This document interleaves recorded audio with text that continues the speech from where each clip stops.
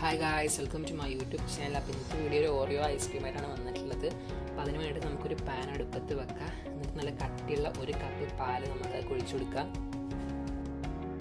അപ്പോൾ സാധാരണ ഒരു ഐസ്ക്രീം ഉണ്ടാക്കുകയാണെങ്കിൽ നമ്മളൊരു ബൗൾ എടുത്തിട്ട് condense milk, whipping cream, fresh cream ഒക്കെ ഒഴിച്ചിട്ട് അത് വിപ്പാക്കാൻ വേണ്ടിയിട്ട് നമ്മൾ ഹാൻഡ് മിക്സറൊക്കെ ഉപയോഗിക്കും.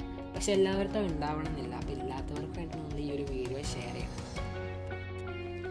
അപ്പോൾ ഈ പാലൊന്ന് ചൂടായി കഴിഞ്ഞാൽ നമ്മളൊരു ഗ്ലാസ് എടുക്കുക. എന്നിട്ട് ആ ഗ്ലാസ്ക്ക് 1/4 ടേബിൾ സ്പൂൺ കോൺഫ്ലോറും 2 ടേബിൾ സ്പൂൺ മിൽക്ക് കൂടിയും ചേർത്ത് കട്ടല്ലാതെ മിക്സ് ആക്കിയതിന് ശേഷം ഈ പാല് തിളക്കണ നേരത്ത് നമുക്കത് ഒഴിച്ചു കൊടുക്കണം.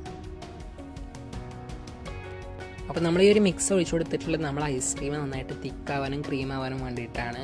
പിന്നെ ശ്രദ്ധിക്കേണ്ട കാര്യം, നമ്മൾ ഈ ഒരു മിക്സ് ഒഴിച്ചതിന് ശേഷം നമ്മൾ നന്നായിട്ട് ഇളക്കി കൊടുക്കണം. അല്ലെങ്കിൽ ഉള്ള പ്രശ്നം എന്താ വെച്ചാൽ ഈ പാല് കട്ടി പിടിച്ച് കരിയാനുള്ള ചാൻസ് ഉണ്ട്. അപ്പോൾ അതൊന്ന് ശ്രദ്ധിക്കണം.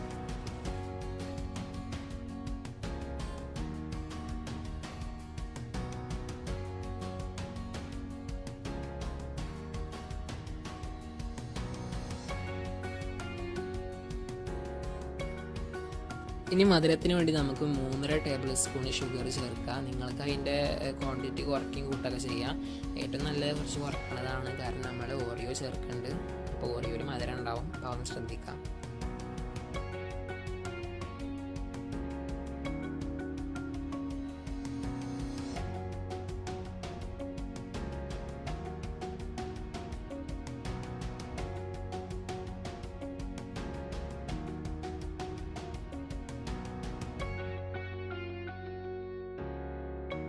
ഇനിയൊരു ഫ്ലേവറിന് വേണ്ടി നമുക്ക് 2 ടേബിൾ സ്പൂൺ വാനില എസൻസ് ചേർക്കാം.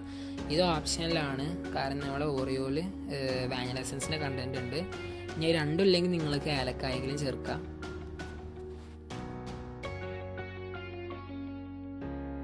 ഇനി പാലൊന്ന് പതഞ്ഞ് വരാൻ വേണ്ടി നന്നായിട്ടൊന്ന് മിക്സായി കൊടുക്കുക.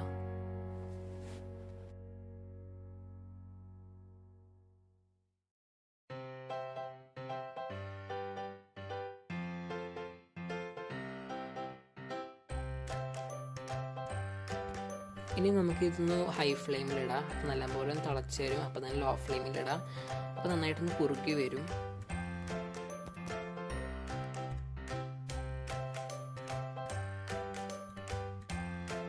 അപ്പോൾ ഈ പാലൊന്ന് പതഞ്ഞ് വന്നിട്ടുണ്ട്. അപ്പോൾ നമുക്ക് ഓറിയോ ചേർക്കാം. ഞാൻ ഇപ്പോൾ ഒരു പാക്കറ്റ് ഓറിയോ ആണ് ചേർക്കുന്നത്. ഞാൻ കൈ കൊണ്ട് തന്നെ പൊടിച്ചതാണ് കവറിലിട്ടിട്ട്. ഇത് നിങ്ങൾക്ക് വേണമെങ്കിൽ ഗ്രൈൻഡറിൽ പൊടിക്കാം.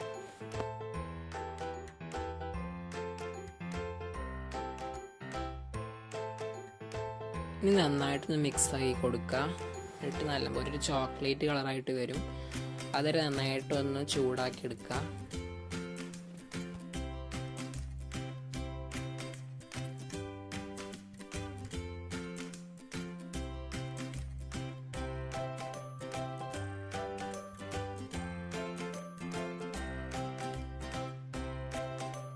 നമ്മൾ ഐസ്ക്രീമിൻ്റെ ബാറ്റർ റെഡി ആയിട്ടുണ്ട്. ഇനി നമുക്കൊന്ന് തണുപ്പിക്കാൻ വെക്കത്.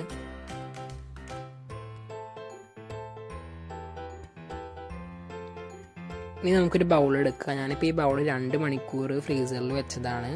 എന്നിട്ട് നമുക്ക് ഈ ഒരു ബാറ്റർ നമുക്ക് ഒഴിച്ചു കൊടുക്കാം.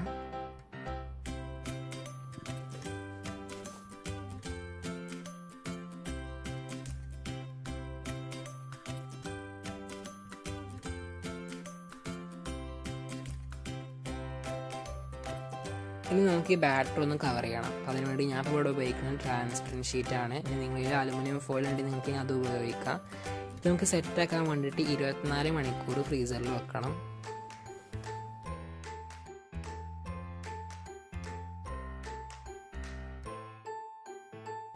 ഇതിൻ്റെ സൈഡൊക്കെ നന്നായിട്ടൊന്ന് കവർ ചെയ്യുക. അല്ലെങ്കിൽ പ്രശ്നം എന്താ വെച്ചാൽ എയർ മോളിക്യൂൾസ് പോയിട്ട് വാട്ടർ ഡ്രോപ്ലെറ്റ്സ് വരാനുള്ള ചാൻസ് കൂടുതലുണ്ട്. അപ്പോൾ അതുകൊണ്ടൊന്ന് ശ്രദ്ധിക്കണം.